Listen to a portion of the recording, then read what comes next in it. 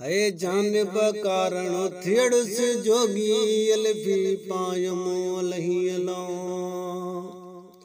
है जानब कारण थियड़स जोगी अलफी पायमो अलही अला। अलफी पायमो अलही अला वा अलफी पायमो अलही अला। जानब कारण थियड़स जोगी अलफी पायमो अलही अला। बीन वजाइणो नांग नचाइणो ही कम मुंहिंजो अॻु न हुयो। बीन वजाइणो नांग नचाइणो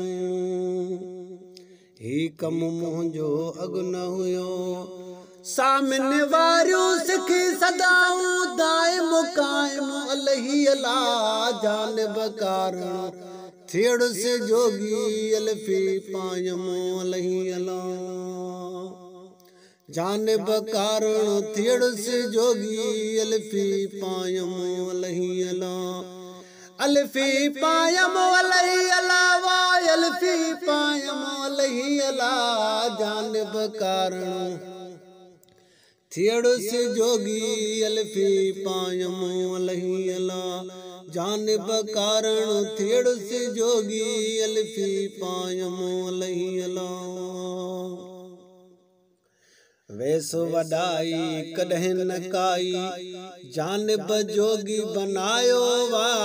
वेसो वडाई कॾहिं न काई वेसो वडाई कॾहिं न काई जानब जोगी बनायो वा। वेसो वडाई कॾहिं न काई जानब जोगी बनायो वा। है मुरलीअ ते मन मस्त रहे पियो लहरो इलायम अलही अला। जानब कारण थियड़स जोगी अलफी पायमो अलही अला। जानब कारण थियड़स जोगी अलफी पायमो अलही अला।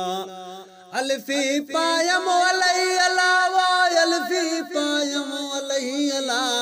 जानब कारण थियड़स जोगी अलफी पायमो अलही अला।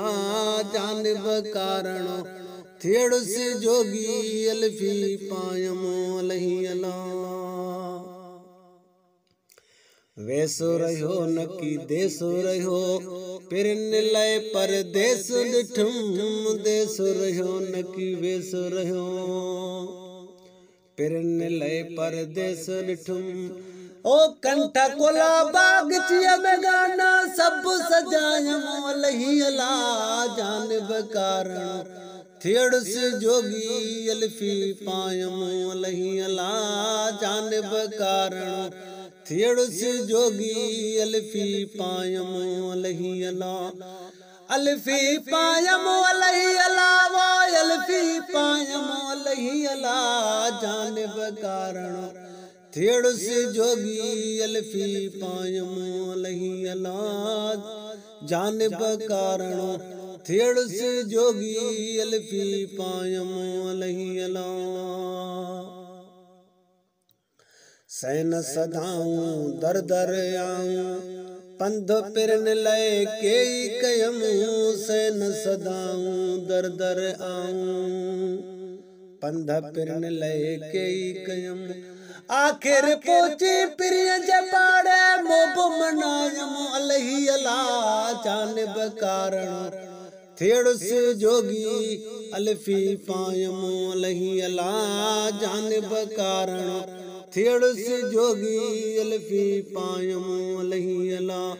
अलफी पायमो अलही अला वा अलफी पायमो अलही अला।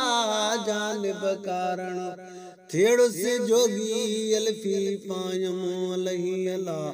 जानब कारण थियड़स जोगी अलफी पायमो अलही अला। हाल कयम अहवाल कयम मोहबन सां अॼु महर मिली। हाल कयम अहवाल कयम हाल कयम अहवाल कयम मोहबन सां अॼु महर मिली। हाल कयम अहवाल कयम मोहबन सां अॼु महर मिली। पेरन ते पोकरी कबूतर लोई बिलायम अलही अला जानब कारण थेड़ से जोगी अलफी पायम अलही अला जानब कारण थेड़ से जोगी अलफी पायम अलही अला अलफी पायम अलही अला वो अलफी पायम अलही अला जानब कारण थेड़ से जोगी अलफी पायम अलही अला जानब कारण थेड़ से जोगी अलफी पायम अलही अला।